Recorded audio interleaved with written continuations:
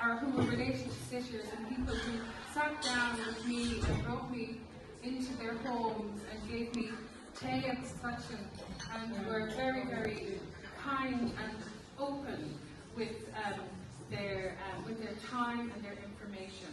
So I'm so Gormina Magad, and thank you. It was a privilege and an honour to speak to the people of Achill. It dawned on me that night that I was going to be in a room in Achill talking about Achill to mainly Achill people, and I nearly drove to Dublin. But anyway, if you just bear with me, just want to make a few explanations. We have this, the overall project was really the brainchild of Sráidbhaile, and she brought it to the Museum of Childhood Ireland, who then took it and worked with the history department in the University of Galway, and they started, I think, was it last year, Sarah, they did the history festival, or was it the year before? Last year. Was it last year? That was sort of the first tranche of this project, and then I was brought in then to do the oral history element, and I've been working on that. I feel like I've been living with Robert Henry for about a year.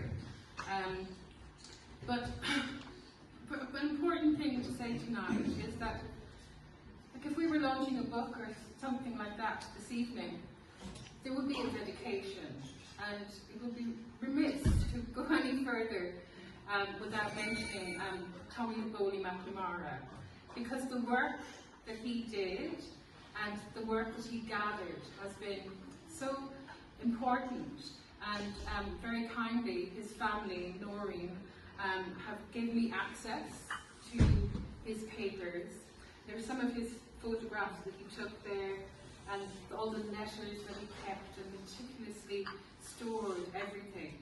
So, and I'm happy to announce here that all of his work and the whole collection will be called the Tommy Bowley Archive, and it is going to be stored at the James Hardiman Library at the University of Galway, and will be digitised, and it will be there for generations to come to use that information. He was really a great historian, and I believe a great restaurateur as well, with that information.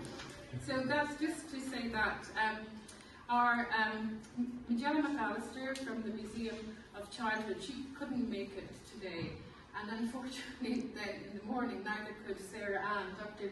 Sarah Ann Buckley. So neither of my two bosses are here, so that's probably why the wine has disappeared. Yes, I've mentioned about the larger project. In relation to the museum, I want to get this over out.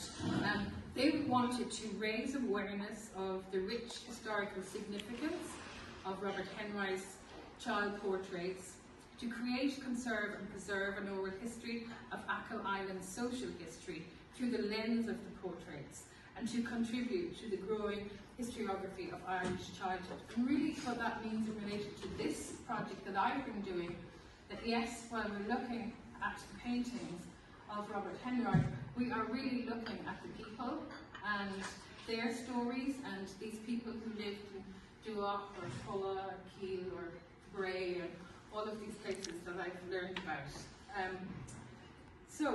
I think we also need to thank the Mayo County Council for funding the project so far. And is there anyone here from Mayo County Council who is funding? Because we need more. I just thought I'd start with that.